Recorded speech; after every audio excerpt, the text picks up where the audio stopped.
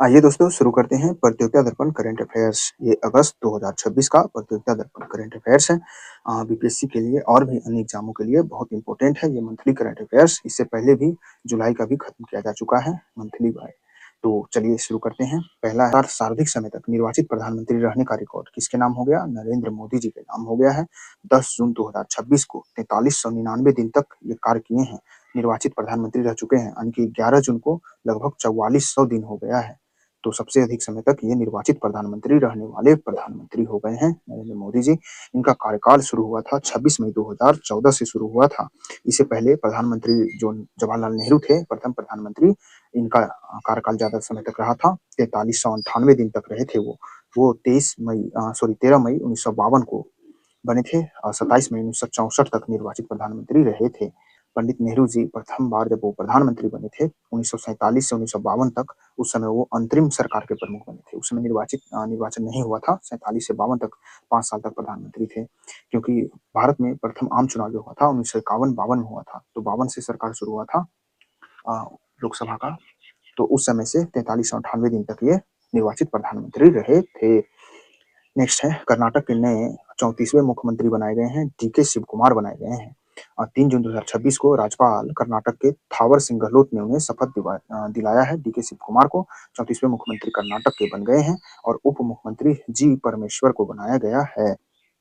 Next है हाल ही में प्रधानमंत्री जी ने कोलकाता स्थित श्यामा प्रसाद मुखर्जी बंदरगाह पर एक साथ स्वदेश निर्मित 3 युद्धपोतों को शामिल किया है। मोदी जी ने कोलकाता में श्यामा प्रसाद मुखर्जी बंदरगाह पर आईएनएस दूनागिरी सर्वेक्षण पोत था और आईएनएस संधायक और पनडुब्बी रोधी उथले पानी का जलपोत आईएनएस अगन्य को भी नौसेना में कमीशन किया है। ये आईएनएस जो संधायक है यह देश का सबसे बड़ा पनडुब्बी है। ये जलरोधी वाला उथले पानी का पनडुब्बी है। अ, तो इसे Garden Reach Ship Builders Engineers ने बनाया है। नेक्स्ट है हाल ही में स्वदेशी स्टार्टअप कंपनी ओबरिट ने स्वदेशी सुसाइड ड्रोन बनाया है जिसे दिव्यास्त्र MK1 नाम दिया गया है। यह कहाँ परीक्षण किया गया? इसका जोधपुर राजस्थान में परीक्षण किया गया है। तो इसे किसने बनाया है? दिव्यास्त्र MK1 क्या है? तो स्वदेशी स्टार्टअप कंपनी होबरिट ने इसे बनाया है। सुसाइड ड्रोन है यह। नेक्स्ट है अभिज्ञान ऐप। अभिज्ञान ऐप क्या है? तो यह एनसीआरबी यानी कि राष्ट्र अपराध रिकॉर्ड ब्यूरो ने इसे विकसित किया है। अभिज्ञान ऐप केंद्रीय गृह मंत्रालय के द्वारा जारी किया गया है। इसका उद्देश्य है देश में अपराध को नियंत्रण करना और जांच व्यवस्था को तकनीकी रूप से मजबूत बनाना है। इसके माध्यम से सड़कों पर चलते समय किसी भी संदिग्ध व्यक्ति को उसका फिंगरप्रिंट लेकर उसकी पूरी आपराधिक रिकॉर्ड को कुछ ही सेकंडों में ज्ञात किया जा सकता है। अभिज्ञान ऐप के तहत तो गृह मंत्रालय ने जारी किया था, एनसीआरबी ने विकसित किया है। नेक्स्ट है केंद्र सरकार ने बांग्लादेश में भारत के नए उच्चायुक्त दिनेश त्रिवेदी को कैबिनेट मंत्री के समकक्ष का दर्जा प्रदान किया है। तो बांग्लादेश में भारत के उच्चायुक्त कौन है? दिनेश त्रिवेदी। नेक्स्ट है तरलीकृत पेट्रोलियम गैस यानी कि एलएनजी को खरीदने में भारत का स्थान कौन सा है? तो चौथा स्थान है। भारत एलएनजी जो खरीदता है चौथा स्थान पर, जबकि सबसे ज्यादा जापान खरीदता है तरलीकृत प्राकृतिक गैस, दूसरा चीन है, जबकि भारत चौथा स्थान पर और अमेरिका शायद तीसरा स्थान पर है। नेक्स्ट है दुनिया का सबसे लंबी टू वे सड़क सुरंग जोजिला सुरंग का निर्माण कार्य पूरा हो गया है। तो टू वे सुरंग है जोजिला सुरंग, दुनिया का सबसे लंबा है। यह 9 जून 2026 को पूरा हो गया। इसकी लंबाई 13 किलोमीटर है और इसकी ऊंचाई लगभग 11,500 फीट पर है। यह जोजिला सुरंग टू वे सड़क सुरंग है और लंबाई 13 किलोमीटर है, 13.153 किलोमीटर। इसका शुभारंभ मई 2018 में प्रधानमंत्री जी ने किया था और इसे Medha engineering and infrastructure limited MEIL बना रहा है। यह कश्मीर को लद्दाख से जोड़ेगा, कश्मीर घाटी को लद्दाख से जोड़ता है। कश्मीर में यह सोनमर्ग यानी कि बालटाल जो है सोनमर्ग का और मीनामर्ग जो है द्रास कारगिल के पास जो है उसे जोड़ता है। सोनमर्ग को मीनामर्ग से जोड़ता है। नेक्स्ट है हाल ही में आयुष्मान भारत योजना में शामिल होने वाला नवीनतम 36वां राज्य भारत का कौन सा बन गया है? तो पश्चिम बंगाल हो गया है। आयुष्मान भारत योजना सितंबर 2018 में शुरू किया गया था। इसके लाभार्थियों को पंजीकृत अस्पताल में भर्ती होने की स्थिति पर प्रति वर्ष 5 लाख रुपए का स्वास्थ्य बीमा प्रदान किया जाता है। नेक्स्ट है QS ranking 2027। QS ranking London स्थित क्यूएस एजेंसी द्वारा जारी किया जाता है। विश्व में 1504 विश्वविद्यालयों में भारत के 52 विश्वविद्यालय शामिल हैं और इस प्रकार भारत विश्व में विश्वविद्यालयों की संख्या के मामले में 5वें स्थान पर है, जबकि 184 विश्वविद्यालय के साथ अमेरिका प्रथम स्थान पर है। क्यूएस रैंकिंग में विश्व के शीर्ष 200 विश्वविद्यालयों में भारत के शामिल हैं 3 विश्वविद्यालय, जैसे IIT दिल्ली 118वां स्थान, आईआईटी बॉम्बे 134वां स्थान और आईआईटी मद्रास 117वां स्थान पर है। टीएस रैंकिंग में प्रथम स्थान पर भारत में आईआईटी दिल्ली 118वां है, जबकि बॉम्बे 134वां और मद्रास 117वां। ओवरऑल भारत 52 विश्वविद्यालय के साथ 5वें स्थान पर। 1504 विश्वविद्यालय शामिल थे इसमें। नेक्स्ट टॉप 3 इंस्टीट्यूट है वर्ल्ड में क्यूएस रैंकिंग में। एमआईटी प्रथम स्थान अमेरिका का, दूसरा है इंपेरिकल कॉलेज लंदन का और तीसरा है स्टैनफोर्ड यूनिवर्सिटी अमेरिका का। तो क्यूएस रैंकिंग में प्रथम स्थान पर एमआईटी, दूसरा इंपेरिकल कॉलेज लंदन, तीसरा स्टैनफोर्ड है। नेक्स्ट है हाल ही में गोवा शिपयार्ड लिमिटेड द्वारा निर्मित त्वरित गतिपोत जो है आईसीजीएस अक्षय को अदम्य श्रेणी का ये है भारतीय तटरक्षक बल में शामिल कर लिया गया है। तो आईसीजीएस अक्षय क्या है? अदम्य श्रेणी का तटरक्षक पोत है। नेक्स्ट है प्रोजेक्ट कुशा। प्रोजेक्ट कुशा क्या है? तो डीआरडीओ के द्वारा विकसित किया जा रहा अत्याधुनिक विस्तार रेंज का वायु रक्षा प्रणाली है। तो प्रोजेक्ट कुशा वायु रक्षा प्रणाली है, डीआरडीओ ने इसे विकसित किया है। इसके तहत 3 तरह का इंटरसेप्टर मिसाइल विकसित किया जा रहा है जो सतह से वायु में मार कर सकते हैं। M1 पहला 150 किलोमीटर तक का होगा और कुशा M2 होगा जो 250 किलोमीटर तक का इंटरसेप्टर होगा और M3 जो होगा 350 से 400 किलोमीटर तक का इंटरसेप्टर मिसाइल कुशा होगा। यह मिशन सुदर्शन चक्र का हिस्सा है जिसका लक्ष्य है 2045 तक भारत के ऊपर मल्टीलेयर मिसाइल डिफेंस सिस्टम बनाना, ताकि कोई भी अगर बाहर से हमला करता है तो उसकी रक्षा किया जा सके। नेक्स्ट है डीआरडीओ और भारत वायुसेना ने उड़ीसा के चांदीपुर में हवा से सतह में मार करने वाली स्वदेश निर्मित मिसाइल बनाया है रुद्रम M2। इसका सफल परीक्षण कर लिया है। तो रुद्रम M2 क्या है? स्वदेश निर्मित मिसाइल है। यह हवा से यानी कि एयर टू सरफेस मार करने वाला मिसाइल है। इसे उड़ीसा में परीक्षण किया गया है डीआरडीओ द्वारा चांदीपुर से। नेक्स्ट डीआरडीओ ने स्वदेश तकनीक पर आधारित बहुराष्ट्रीय जो है बैलिस्टिक मिसाइल बहुस्तरीय बैलिस्टिक मिसाइल डिफेंस प्रणाली का सफल परीक्षण कर लिया है। भारत अब 5000 किमी से भी अधिक दूरी तक अपने दुश्मनों की से रक्षा कर सकता है, दुश्मनों को मार सकता है। अंतर महाद्वीपीय बैलिस्टिक मिसाइल का सफल परीक्षण कर लिया है। अंतर महाद्वीपीय बैलिस्टिक मिसाइल को आईसीबीएम कहा जाता है। इंटरसेप्ट करने वाला विश्व का 5वां देश भारत बन गया है। तो किसने बनाया है? डीआरडीओ ने वायुसेना के साथ मिलकर बैलिस्टिक मिसाइल डिफेंस प्रणाली है। 5000 किलोमीटर से ज्यादा दूरी तक अंतर महाद्वीपीय बैलिस्टिक मिसाइल का परीक्षण कर लिया है। इस प्रकार से भारत इंटरसेप्ट करने वाला विश्व का 5वां देश, अमेरिका प्रथम, रूस दूसरा, चाइना तीसरा, इजराइल चौथा था और उतना प्यारा भारत 5वां बन गया है। नेक्स्ट है राज्य समाचारों में देखा जाए तो देश का 100वां रामसर स्थल हो गया है। कौन सा? जयप्रकाश नारायण पक्षी अभ्यारण्य, जिसे सुरहा ताल पक्षी अभ्यारण्य भी कहा जाता है। यह उत्तर प्रदेश के बलिया में स्थित है। 100वां रामसर स्थल सुरहा ताल अभ्यारण्य उत्तर प्रदेश का 13वां रामसर स्थल हो गया है।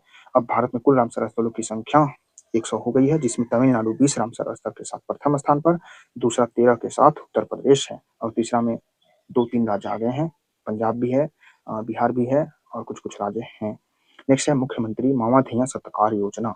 ये किसका योजना है? तो मुख्यमंत्री मामाधिया सत्कार योजना पंजाब की योजना है। यह महिला को सशक्तिकरण हेतु प्रारंभ किया गया है। इसकी शुरुआत 1 जुलाई 2026 से हो रहा है। यह महिलाओं को 1000 रुपया प्रति माह देगा और एससी महिलाओं को 1500 रुपया प्रति माह दिया जाएगा। इसकी घोषणा 8 मार्च 2026 को किया गया था पंजाब में।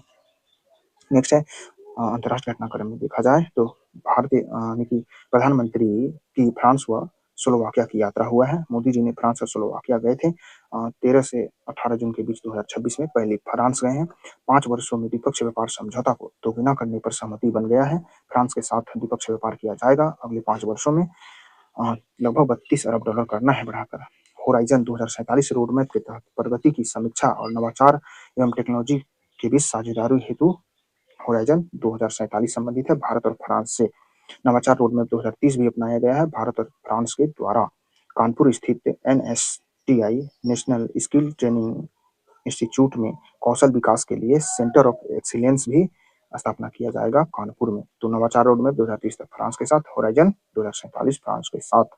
और स्लोवाकिया गए थे तो 1 जून 1993 को चेकोस्लोवाकिया से विभाजन के पश्चात स्लोवाकिया नामक देश बना था। भारतीय प्रधानमंत्री का पहला दौरा है स्लोवाकिया देश में। राजधानी इसकी ब्रातिस्लावा है और सर्वोच्च राष्ट्रीय सम्मान वहां का order of the white double cross first cross दिया गया है मोदी जी को। तो स्लोवाकिया 1993 में बना था। ब्रातिस्लावा वहां की राजधानी है। वहां का सर्वोच्च सम्मान order of the white double cross first class से सम्मानित किया गया है मोदी जी को। नेक्स्ट है 52वां G7 समिट हाल ही में 52वां G7 समिट 15 से 17 जून 2026 को फ्रांस के एवियान लेस बेंस शहर में स्थापित किया गया है सम्मेलन यह। इसमें G7 में जो सदस्य देश हैं अमेरिका है, Canada, Britain, France, Germany, Italy और जापान 7 देश हैं। फ्रांस की अध्यक्षता में संपन्न इस बैठक में भारतीय प्रधानमंत्री ने भाग लिया है। लगातार भारत से 7वीं बार G7 में बैठक में भाग लिया गया है और 53वां G7 सम्मेलन अगले वर्ष अमेरिका में किया जाएगा। सम्मेलन के पश्चात भारतीय प्रधानमंत्री ने पेरिस में यूरोप के सबसे बड़े टेक्नोलॉजी इवेंट विवाटेक 2026 का अवलोकन किया। भारत इसमें एआई कंट्री पार्टनर के रूप में शामिल था। तो जब फ्रांस में 52वां G20 सम्मेलन हो रहा था G7 का, तो विवाटेक 2026 सम्मेलन भी वहीं फ्रांस में हो रहा था पेरिस में। यह विवाटेक क्या है, तो पेरिस में यूरोप का सबसे बड़ा टेक्नोलॉजी इवेंट है विवाटेक, जिसमें भारत को एआई कंट्री पार्टनर के रूप में शामिल किया गया था। नेक्स्ट है खेल जगत की सर्वाधिक प्रभावशाली 100 हस्तियों में टाइम पत्रिका ने सूची जारी किया है, जिसमें भारत की एकमात्र महिला खिलाड़ी स्मृति मांधाना को शामिल किया गया है। स्मृति मांधाना को शामिल किया गया है 100 खेल हस्तियों में टाइम पत्रिका के। BBC Indian sports women of the year 2025 में भी स्मृति मांधाना को शामिल किया गया था। एक कैलेंडर वर्ष में 1000 से अधिक वनडे इंटरनेशनल रन बनाने वाली पहली भारतीय महिला हो गई हैं, यानी कि एक कैलेंडर वर्ष में 1000 से अधिक रन बनाई है स्मृति मांधाना।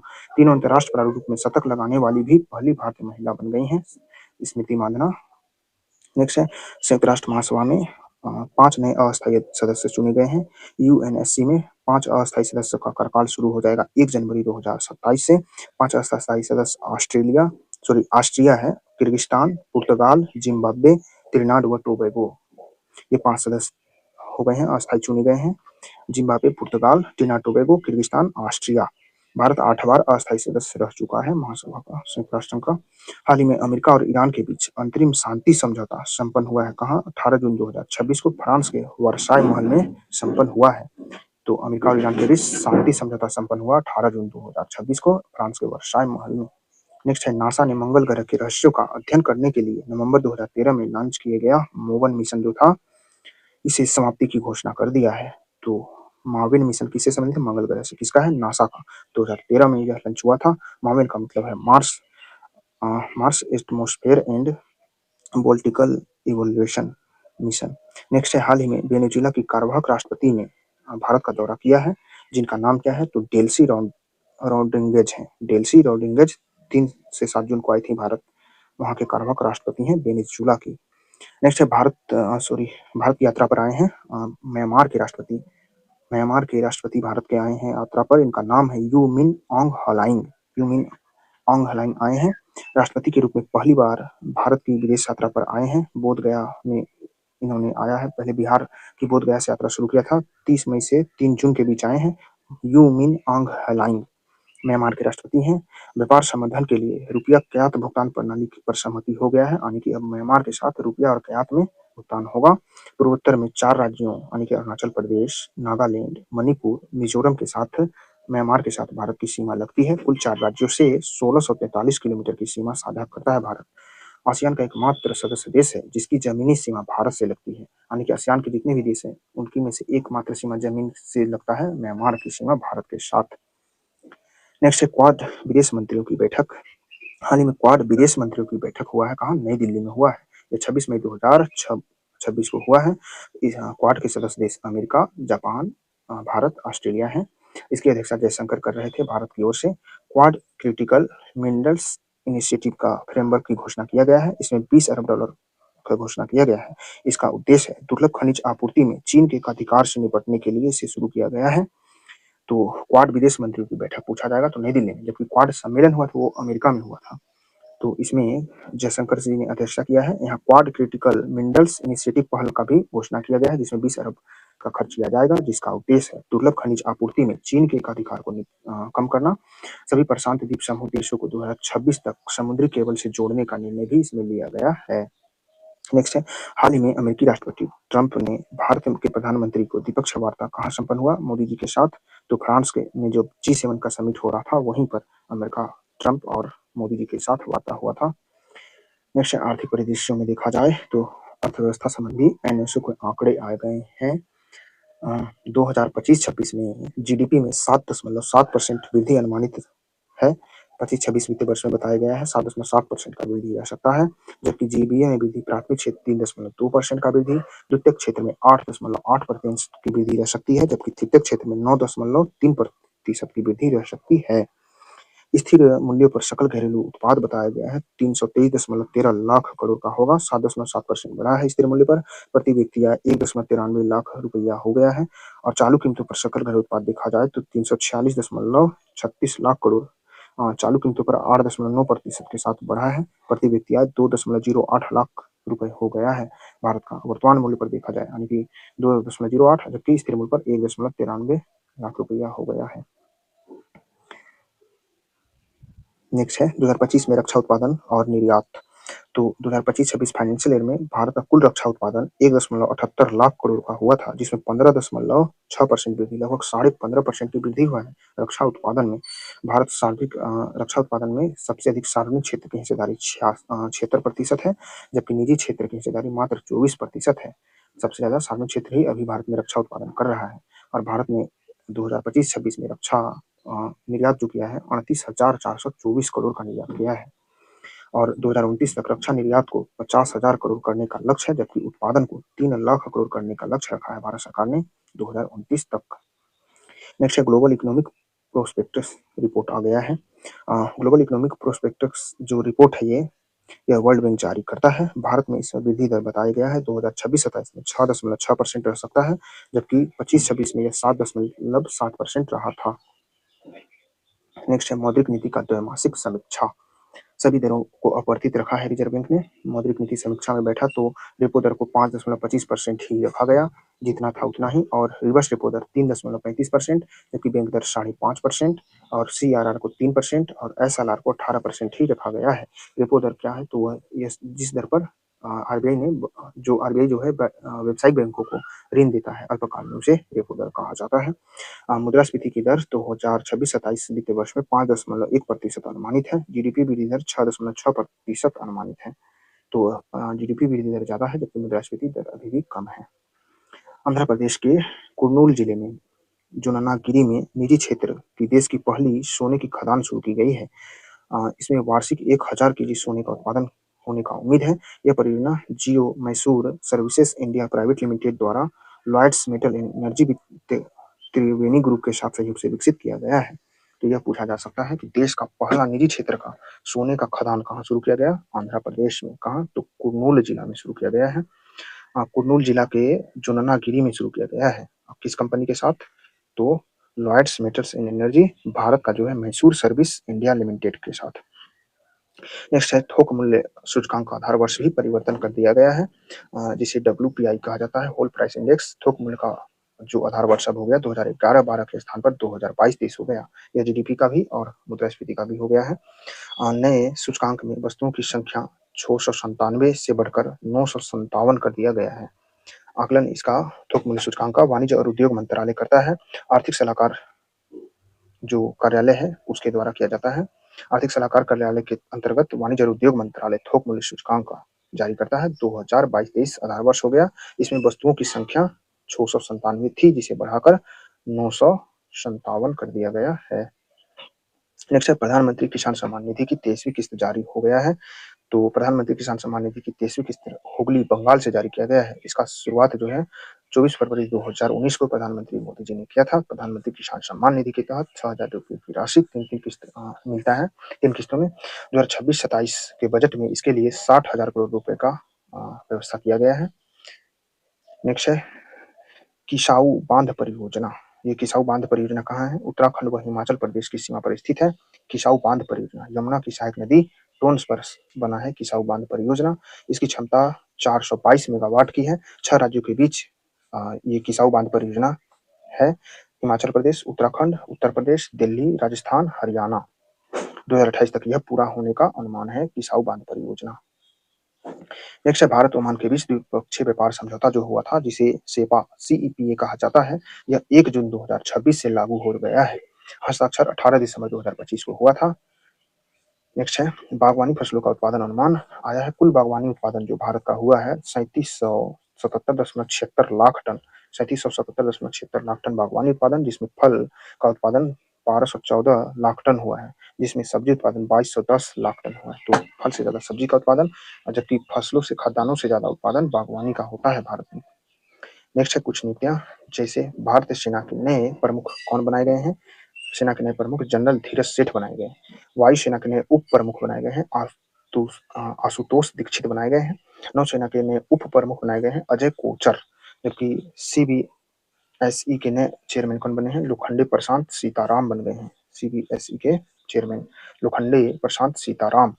एफटीएफ के उपाध्यक्ष बने हैं विवेक अग्रवाल, भारत के हैं, पहली बार बनाया गया है एफटीएफ यानी कि फाइनेंशियल टास्क फोर्स का अध्यक्ष बनाया गया है विवेक अग्रवाल को। नेक्स्ट आईबी के महानिदेशक बने हैं महेश दीक्षित। नेक्स्ट है शिक्षा, महिलाओं व बच्चों से संबंधित संसद की अस्थायी समिति के अध्यक्ष किसे बनाया गया है? मुकुल वासनिक को शिक्षा, महिला, बच्चों से संबंधित संसद समिति का अध्यक्ष बनाया गया है। विश्व बैंक में कार्यकारी निदेशक नीलकंठ मिश्र हैं, भारत से। अमेरिका में केंद्रीय बैंक के नए चेयरमैन कौन बन गए हैं? तो केविन वार्श बन गए हैं। अमेरिका फेडरल बैंक का चेयरमैन बन गए हैं केविन वार्श। राष्ट्रीय सांख्यिकी आयोग के अध्यक्ष कौन है? शैवल चट्टोपाध्याय राष्ट्रीय सांख्यिकी आयोग के अध्यक्ष बन गए हैं। सामान्य बीमा निगम जीआईसी के चेयरमैन कौन बने हैं? हितेश जोशी बन गए हैं, सामान्य बीमा निगम के चेयरमैन। नेक्स्ट है सुप्रीम कोर्ट में सॉलिसिटर जनरल नियुक्त हो गए हैं तुषार मेहता। सुप्रीम कोर्ट में 5 नए न्यायाधीशों की नियुक्ति किया गया है। पहले सुप्रीम कोर्ट में 31 न्यायाधीश थे, अभी 5 और नियुक्त हो गए हैं, तो 36 हो गए। सील नागू चंद्रशेखर, संजीव सचदेवा, अरुण वल्लली, वेंकटा सुब्रमण्यम मोहना 12वीं महिला न्यायाधीश के रूप में वर्तमान में महिला न्यायाधीश सुप्रीम कोर्ट में 2 हैं। तो ये वेंकटा सुब्रमण्यम मोहना जो है ये महिला है, 12वीं महिला न्यायाधीश बनी है अब तक सुप्रीम कोर्ट में, और वर्तमान में महिला न्यायाधीशों की संख्या 36 में, अभी 2 महिला न्यायाधीश हैं सुप्रीम कोर्ट में। 5 न्यायाधीशों की नियुक्ति किया गया जिनमें एक महिला थी। सील नागू, अरुण वल्ली चंद्रशेखर और संजीव सचदेवा 4 ये पुरुष थे, और वेंकट सुब्रमण्यम मोहना महिला नियुक्त हो गई हैं। नेक्स्ट है बांग्लादेश के विदेश मंत्री खलीलुर रहमान यूएनजीए के 81वें सत्र के अध्यक्ष निर्वाचित हो गए हैं। तो बांग्लादेश के जो विदेश मंत्री थे खलीलुर रहमान संयुक्त राष्ट्र महासभा के 81वें सत्र के अध्यक्ष बन गए हैं। 80वां सत्र के अध्यक्ष एलेना बॉरबेक थे जो जर्मनी के थे। इस सत्र की शुरुआत जो है 81वां की 9 सितंबर 2026 से हो रहा है। इसके पूर्व बांग्लादेश ने 41वें सत्र की अध्यक्षता किया था, तो 41वां सत्र का किया था, इस बार 81वां सत्र का कर रहा है। मतदान में साइप्रस के राजू एंड्रियास काकौरिस को परास्त कर दिया है। तो एंड्रियास काकौरिस साइप्रस के थे, उन्हें हराकर जीत गया है। इसमें बताया गया है भारत को यूएनजी की अध्यक्षता का अवसर एक बार 1953 में मिला था, 8वां सत्र था यह, और विजय लक्ष्मी पंडित ने किया था। यूएनजी की पहली महिला अध्यक्ष बनी थी। मात्र अब तक भारत 1953 में एक ही बार बना है। नोट में बताया गया अब तक 5 महिलाओं को संयुक्त राष्ट्र महासभा का अध्यक्षता का अवसर मिला है।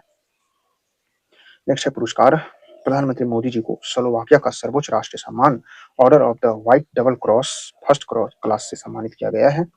डेग हैमरशोल्ड पुरस्कार 2026 का किसे दिया गया? तो भारत के 2 सैन्य कर्मियों को, नायब सूबेदार सुजीत कुमार प्रधान को और लांस हवलदार हरभजन सिंह को दिया गया है। हरभजन सिंह और नायब सुजीत कुमार को दिया गया है डेग हैमरशोल्ड पुरस्कार।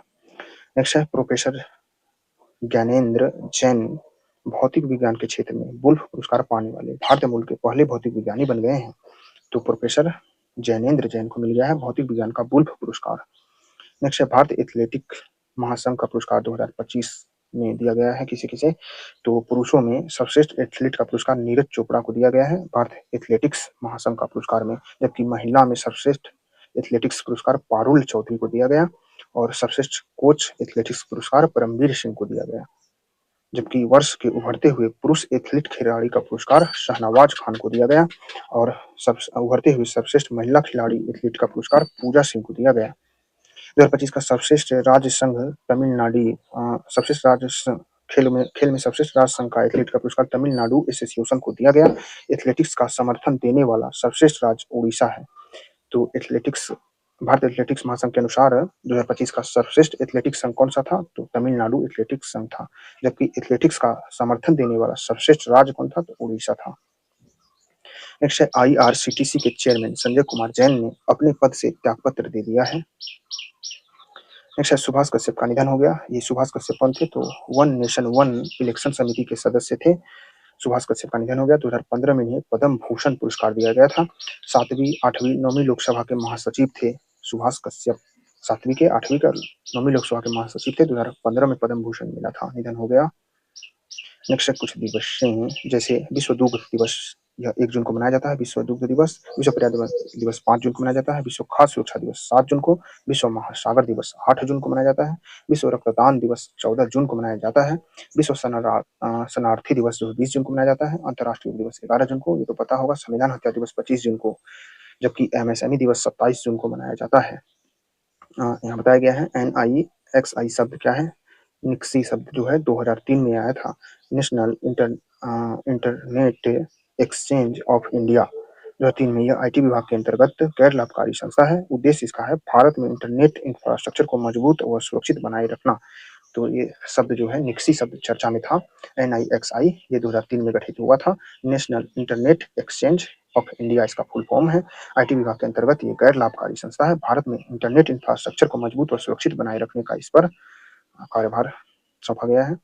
तो दिवसों में इंपॉर्टेंट दिवस देखा जाए तो विश्व दुग्ध दिवस 1 जून को मनाया जाता है। विश्व खाद्य सुरक्षा दिवस 7 जून को, महासागर दिवस 8 जून को, MSME दिवस 27 जून को, और विश्व शरणार्थी दिवस जो है 20 जून को, सांख्यिकी दिवस 29 जून को मनाया जाता है, और झारखंड में संथाल हुल दिवस 30 जून को मनाया गया है।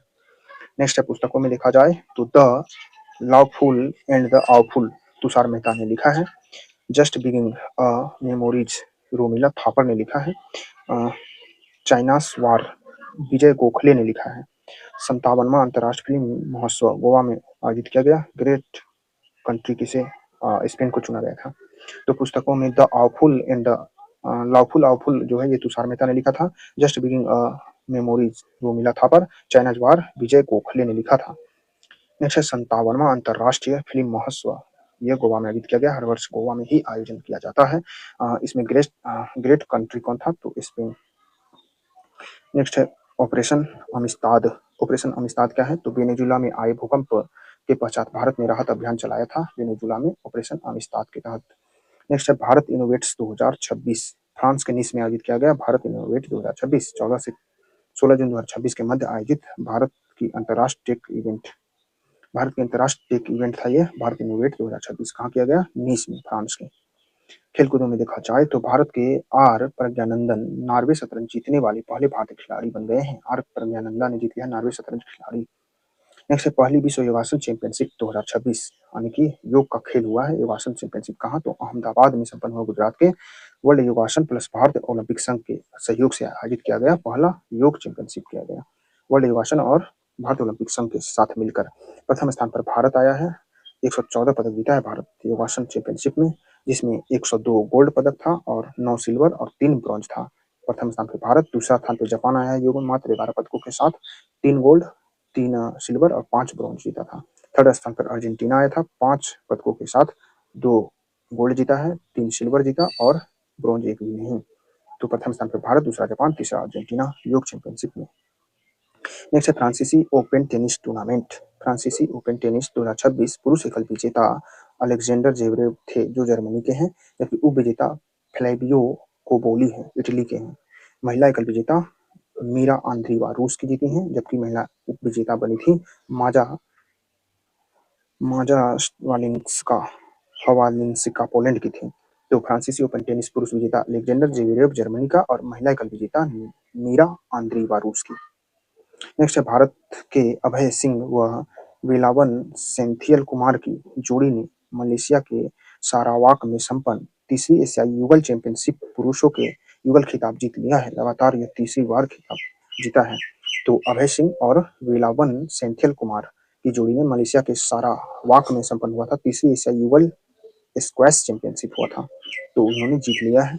नेक्स्ट है महिलाओं की एशियाई सैफ फुटबॉल प्रतियोगिता जो है गोवा में आयोजन किया गया था भारत में, और इसमें विजेता भारत ही बना है, 6ठी बार जीत गया है, और विजेता बांग्लादेश बना है। बांग्लादेश को हराकर महिलाओं की एशियाई सैफ फुटबॉल प्रतियोगिता भारत जीत लिया है, 6ठी बार जीता है। गोवा में हुआ था आयोजन। नेक्स्ट है under 18 hockey Asia cup 2026। Under 18 hockey Asia cup 2026 पुरुषों का यह जापान में आयोजित हुआ, भारत ने जीत लिया। उपविजेता जापान बना था, जापान में आयोजित, जापान उपविजेता भारत जीत लिया, विजेता भारत बना था। जबकि महिलाओं का under 18 Asia hockey cup Japan में ये भी हुआ, लेकिन भारतीय महिला टीम तीसरे स्थान पर रहा, विजेता चीन रहा और विजेता जापान रहा। तो अंडर 18 हॉकी एशिया कप 2026 आयोजन जापान में ही आयोजित हुआ, लेकिन पुरुष और महिला दोनों में जापान उप विजेता बना। पुरुषों में भारत जीत गया और महिला में चीन जीत गया। महिलाओं ने नेशंस कप टूर्नामेंट का खिताब भारत के ने मेजबान में न्यूजीलैंड को हराकर जीत गया है। तो महिलाओं का नेशंस कप टूर्नामेंट खिताब भारत जीत लिया है न्यूजीलैंड को हराकर। नेक्स्ट है 19वां आईपीएल 2026। तो इस बार 19वां आईपीएल का विजेता भी आरसीबी बना है। पिछली बार भी जीता था, तो लगातार दूसरी बार हो गया। रॉयल चैलेंजर्स बेंगलुरु आरसीबी जीत गया है आईपीएल 19वां।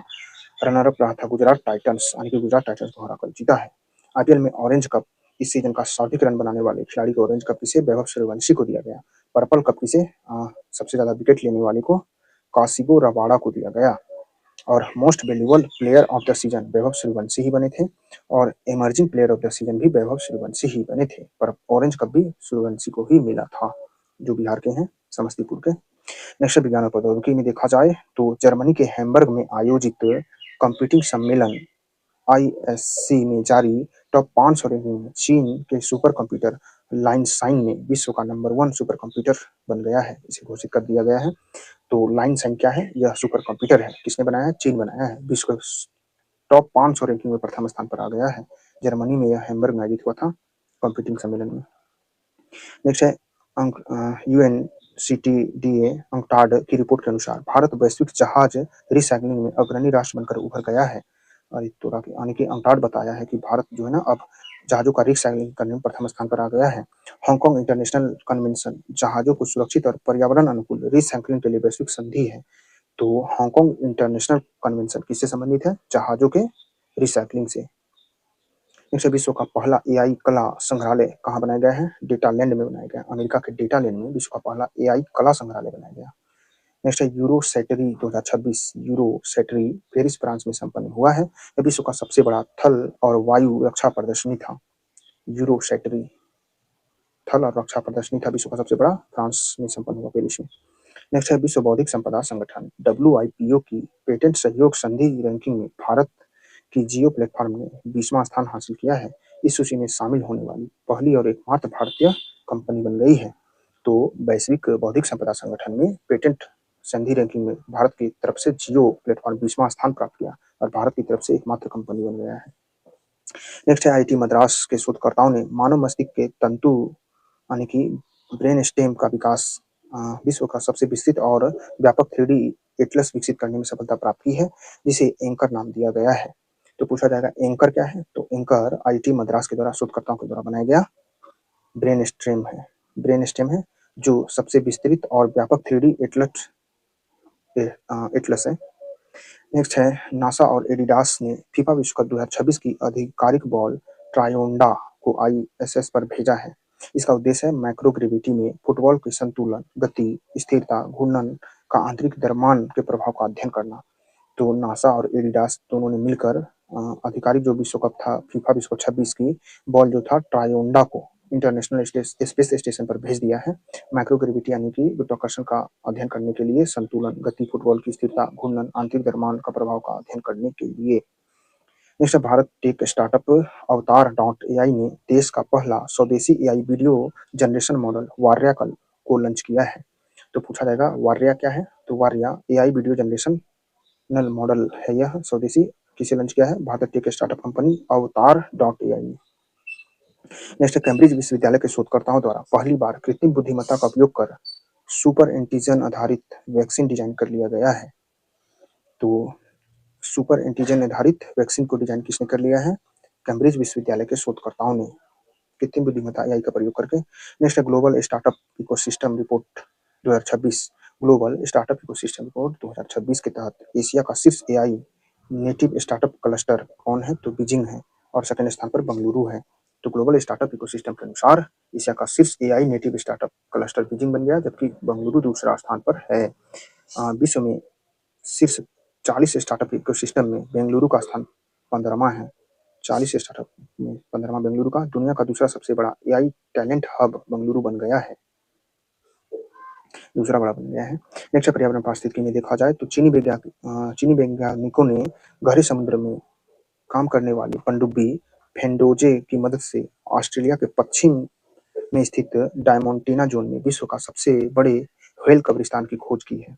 तो हाल ही में डायमोंटेना जोन में विश्व का सबसे बड़े व्हेल कब्रिस्तान की खोज किया गया है। ये व्हेल कब्रिस्तान कहाँ मिला है? तो ऑस्ट्रेलिया के पश्चिम क्षेत्र में किसने खोजा है? तो चीन के वैज्ञानिकों ने। किस पनडुब्बी से?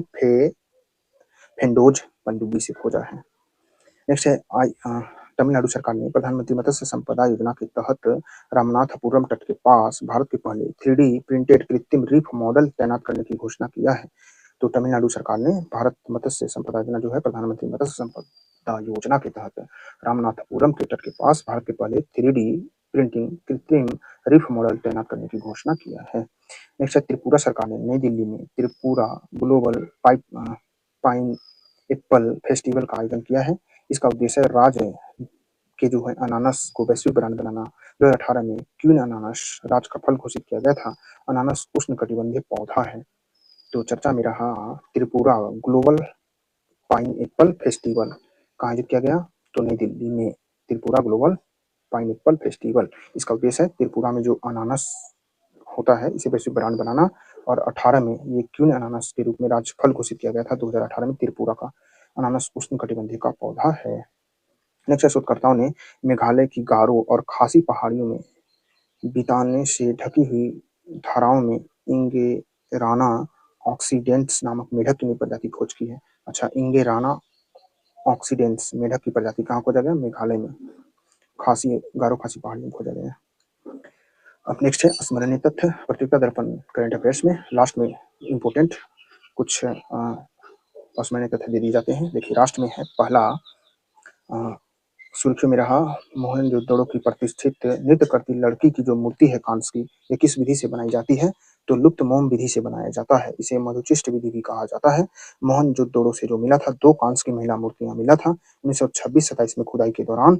इसे शहर के दक्षिण पश्चिम हिस्से से खोजा गया था। 10.5 गुना 5 गुना 2.5 सेंटीमीटर की यह मूर्ति दुबली पतली महिला को दर्शाता है। बाएं हाथ में एक पात्र है जबकि दाहिना हाथ में मुड़ा हुआ है। मुट्ठी बंद करके कूल्हे के पीछे रखा हुआ है। अच्छा, बाएं हाथ में एक पात्र था, दाहिना हाथ मुड़ा हुआ था। उसके लंबे गर्दन के पीछे हिस्से पर जूड़े के रूप में बंधे हैं।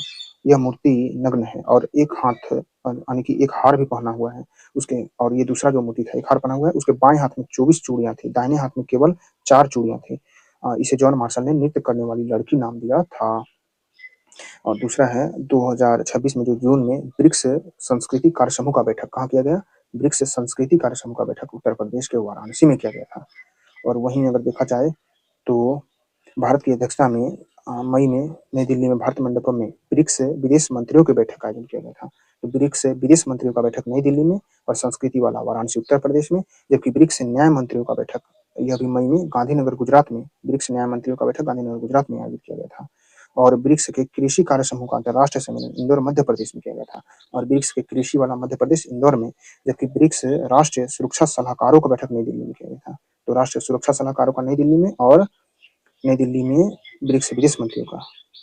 जबकि 11वीं ब्रिक्स ऊर्जा मंत्रियों का बैठक जून 2026 में गुरुग्राम हरियाणा में किया गया था। तो ब्रिक्स ऊर्जा वाला हरियाणा में किया गया था। और ब्रिक्स की संस्कृति कार्य समूह की तीसरी बैठक भोपाल मध्य प्रदेश में, तीसरा वाला भोपाल मध्य प्रदेश में। और 18वां ब्रिक्स सम्मेलन 12 सितंबर 2026 12-13 सितंबर को नई दिल्ली में होगा 18वां ब्रिक्स शिखर सम्मेलन। नेक्स्ट है सर्वोच्च न्यायालय की पीठ ने फुटपाथ यानी कि सुरक्षित फुटपाथों पर चलने के अधिकार को कैसा अधिकार घोषित किया? तो मौलिक अधिकार घोषित कर दिया है सर्वोच्च न्यायालय ने। जून 2026 में सर्वोच्च न्यायालय की 2 न्यायाधीशों की पीठ ने कहा भाग 3 के तहत मौलिक अधिकार का हिस्सा है फुटपाथ पर चलने का अधिकार। अनुच्छेद 19 के 1 के डी और अनुच्छेद 19 के 1 का क और अनुच्छेद 19 के 1 का ख और ग के तहत अनुच्छेद 21 के तहत गारंटीकृत आवागमन का अधिकार है। नेक्स्ट 21 जून 2026 को नीट की पुनर्परीक्षा को मद्देनजर रखते हुए सरकार ने टेलीग्राम पर प्रतिबंध लगाया था।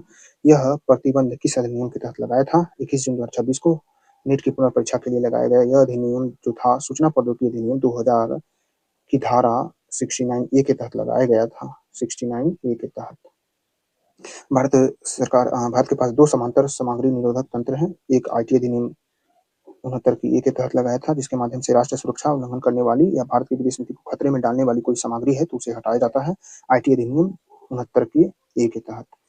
और दूसरा आईटी अधिनियम की धारा 79 के 3B के तहत भी लगाया जाता है। विभिन्न मंत्रालय के ऑनलाइन प्लेटफॉर्मों को ब्लॉक करने का आदेश जारी कर सकता है इसके तहत यह गृह मंत्रालय के नेतृत्व में एक पोर्टल के माध्यम से कार्य करता है। नेक्स्ट है जून 2026 में कहाँ भारत की पहली अंतर्राष्ट्रीय अनानास प्रदर्शनी त्रिपुरा ग्लोबल पाइनस फेस्टिवल हुआ, तो नई दिल्ली में हुआ था, यह तो आया था। त्रिपुरा का ये राजकीय फल है, 2014 में JITEC इसे प्राप्त हुआ था और 2018 में क्वीन अनानास के रूप में स्वीकार किया था त्रिपुरा ने, और इसे JITEC 2014 मिला था। नेक्स्ट है जून 2026 को रक्षा मंत्रालय की घोषणा के अनुसार भारत का अगला सेना प्रमुख कौन बनाएगा, तो लेफ्टिनेंट जनरल धीरज सेठ बन जाएंगे, भारत के अगले सेना प्रमुख बन जाएंगे, जो उपेंद्र द्विवेदी के सेवानिवृत्ति के बाद स्थान लेंगे। नेक्स्ट है सुर्खियों में रहा अत्याधुनिक डिजिटल प्लेटफॉर्म विनिमय का संबंध किससे है, तो विनिमय का संबंध स्थलीय बंदरगाहों के संचालन को एक एकीकृत प्रणाली में समाहित करना। विनिमय जून 2026 में गृह मंत्री अमित शाह ने नई दिल्ली में शुरू किया है। यह भूमि बंदरगाह प्रबंधन प्रणाली विनिमय है। भूमि बंदरगाह गृह मंत्रालय के सीमा प्रबंधन के अधीन एक वैधानिक निकाय है। भारतीय भूमि बंदरगाह प्राधिकरण का जिम्मेदार है, इस पर जिम्मेदारी है। नेक्स्ट है मीनाक्षी नटराजन को राज्यसभा का नामांकन पत्र किस फॉर्म की त्रुटि के कारण रद्द कर दिया गया है, तो फॉर्म 26 में त्रुटि के कारण मीनाक्षी नटराजन को राज्यसभा की सदस्यता को रद्द कर दिया गया है। फॉर्म 26 में दिए गए शपथ पत्र में आपराधिक पृष्ठभूमि यदि कोई हो तो दोषसिद्धि के मामले में सभी लंबित मामले, पैन का विवरण, स्वयं का पति पत्नी आश्रितों के आयकर रिटर्न दाखिल करने की स्थिति संबंधित विवरण होता है इसमें फॉर्म 26 में। नेक्स्ट है जून 2026 को वाणिज्य और उद्योग मंत्रालय पीयूष गोयल ने भव्य पोर्टल का शुभारंभ किया है। भव्य पोर्टल संबंधित है देश भर में 100 विश्व स्तरीय औद्योगिक पार्क विकसित करने से संबंधित है भव्य पोर्टल, पीयूष गोयल ने जारी किया था इसे। सरकार ने 2026 में 100 प्लग एंड प्ले औद्योगिक पार्क विकसित करने के लिए 33,660 करोड़ का भव्य योजना मंजूरी दिया था। नेक्स्ट है फर्स्ट दिल्ली वर्ल्ड एटलस के अनुसार, यानी कि दिल्ली में पहला वर्ल्ड एटलस बनाया गया है। इसके अनुसार दिल्ली में कौन सा स्थान है विश्व भर में वर्ल्ड के मामले में, तो दूसरा स्थान है। वर्ल्ड एटलस के जारी के अनुसार दिल्ली जो दूसरा स्थान है। विश्व की राजधानी में नैरोबी में सबसे ज्यादा प्रवासी पक्षी पाए जाते हैं। दिल्ली इस सूची में 471 प्रजातियां, 22 अन्य प्रजातियां शामिल नहीं है। 1975 के बाद पुनः दर्ज नहीं किया गया है, तो 471 प्रजातियां शामिल है। दिल्ली दूसरा स्थान पर है, तो दिल्ली में फर्स्ट बर्ड एटलस बनाया गया। नेक्स्ट अंतर्राष्ट्रीय में देखा जाए तो 17 जून 2026 को विश्व मौसम विज्ञान संगठन WMO के द्वारा जारी एशिया में जलवायु स्थिति 2025 के रिपोर्ट के अनुसार 2091 से 25 के दौरान एशिया में तापमान वृद्धि 1961 से 90 की तुलना में कितनी हो गई है, तो दोगुनी हो गया है। तो WMO विश्व मौसम विज्ञान संगठन बताया कि एशिया में जलवायु स्थिति रिपोर्ट 2025 के अनुसार एशिया की जो है तापमान बढ़कर दोगुनी हो गई है 1991 से 2025 के दौरान। यह 1961 से 90 की तुलना में ज्यादा हो गया है। 1961 से 90 की तुलना में यह 1.9 डिग्री सेल्सियस अधिक था। 1991 से 2020 में औसतन 0.96 डिग्री सेल्सियस अधिक। यह जलवायु परिवर्तन का पैटर्न दिखाता है और इसका आकलन से बताया गया है कि भूमि पर तापमान समुद्र की तुलना में तेजी से बढ़ा है, तो सबसे ज्यादा भूमि पर तापमान बढ़ा है। नेक्स्ट है किस देश के राष्ट्रपति पीटर पेलेग्रिनी ने भारत प्रधानमंत्री मोदी जी को अपना सर्वोच्च सम्मान order of the white double cross प्रथम से दिया है, तो स्लोवाकिया के राष्ट्रपति पीटर पेलेग्रिनी। 15 जून को मोदी जी स्लोवाकिया की राजकीय यात्रा पर गए थे। स्लोवाकिया 1993 में स्वतंत्र हुआ था, शांतिपूर्ण ढंग से चेकोस्लोवाकिया से अलग हुआ था। मखमली तलाक भी इसे कहा जाता है। मखमली तलाक स्लोवाकिया देश बनने से संबंधित है। प्रधानमंत्री का इस देश का पहला दौरा था। यहाँ की राजधानी ब्रातिस्लावा, मध्य यूरोप में स्थित भू आबद्ध देश है स्लोवाकिया। पोलैंड है इसके उत्तर में, पूर्व में यूक्रेन है और दक्षिण में हंगरी है। दक्षिण पश्चिम में ऑस्ट्रिया से घिरा हुआ है। यूरोपीय संघ का सदस्य 2004 से है स्लोवाकिया। तो उत्तर में पोलैंड, पूर्व में यूक्रेन, दक्षिण में हंगरी है, दक्षिण पश्चिम में ऑस्ट्रिया है। नेक्स्ट है प्रधानमंत्री मोदी जी फ्रांस की आधिकारिक यात्रा के दौरान भारत फ्रांस नवाचार रोड मैप किस वर्ष तक पूरा करने का लक्ष्य रखा है, तो 2030 तक पूरा करने का लक्ष्य रखा है। भारत फ्रांस नवाचार रोड मैप 2030 का उद्देश्य दोनों देशों के बीच आर्टिफिशियल इंटेलिजेंस, अनुसंधान, स्टार्टअप, उभरती हुई टेक्नोलॉजी को सहयोग को मजबूत करना है और विकसित भारत 2047 फ्रांस 2030 के महत्वाकांक्षी योजनाओं को मिलकर काम करने पर केंद्रित है। नेक्स्ट है 17 जून 2026 को पर्यावरण, वन, जलवायु परिवर्तन मंत्रालय प्राकृतिक संरक्षण के अंतर्गत IUCN के द्वारा जारी बॉन सम्मेलन पर भारत की दूसरी प्रगति रिपोर्ट के अनुसार भारत ने 2011 से 20 के बीच कितने मिलियन हेक्टेयर खराब और वनों की कटाई वाली भूमि को बहाल कर लिया है, तो 21.7 मिलियन वन हेक्टेयर को भारत ने पुनः प्राप्त कर लिया है। यह IUCN ने बताया है। बॉन चैलेंज वैश्विक पहल है। 2011 में जर्मनी में यह हुआ था, बॉन सम्मेलन 11 में। यह प्राकृतिक संरक्षण IUCN के प्रयासों से शुरू किया गया था। IUCN बॉन चैलेंज सचिवालय के रूप में कार्य करता है। चैलेंज यह 2020 तक 50 मिलियन हेक्टेयर खराब और वनों की कटाई वाली भूमि को बहाल करने की प्रतिबद्धता रखता है। यानी कि 2020 तक 50 मिलियन हेक्टेयर को वनों को फिर से प्राप्त करने का लक्ष्य था।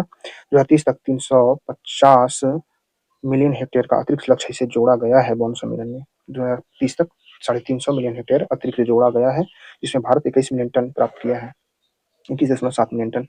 नेक्स्ट है स्वीडन स्थित think tank Stockholm International Peace यानी कि सिपरी रिपोर्ट के अनुसार भारत 2025 में अपनी सेना पर कितने अरब डॉलर खर्च करता है?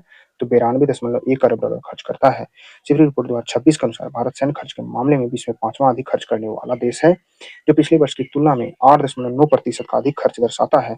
शीर्ष 5 सैन्य खर्च वाले देशों में 950 अरब डॉलर के साथ अमेरिका प्रथम स्थान, चीन 336 अरब डॉलर के साथ दूसरा स्थान, रूस 190 अरब डॉलर के साथ तीसरा स्थान, जर्मनी 114 अरब डॉलर के साथ चौथा स्थान, जबकि भारत 92.1 अरब डॉलर के साथ 5वां स्थान पर है। नेक्स्ट है 5 जून 2026 को न्यूयॉर्क स्थित संयुक्त राष्ट्र मुख्यालय में महासचिव एंटोनियो गुटेरेस द्वारा संयुक्त राष्ट्र सैन्य लैंगिक अधिवक्ता ऑफ द ईयर 2025 पुरस्कार किसे दिया है?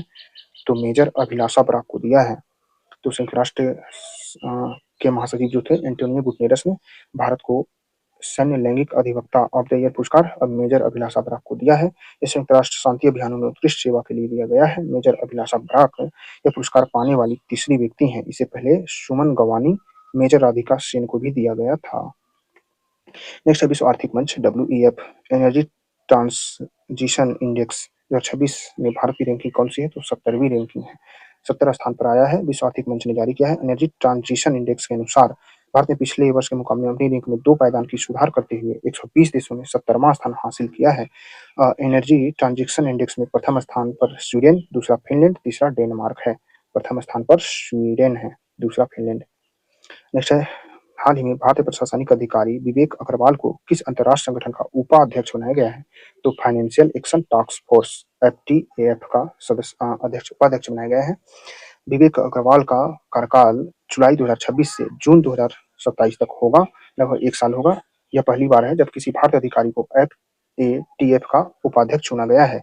विवेक अग्रवाल वर्तमान में भारत के केंद्र संस्कृति मंत्रालय के सचिव हैं। नेक्स्ट है हाल ही में भौतिक का क्षेत्र का पुरस्कार जो है वुल्फ पुरस्कार किसे दिया गया है? तो ज्ञानेंद्र के जैन को दिया गया है।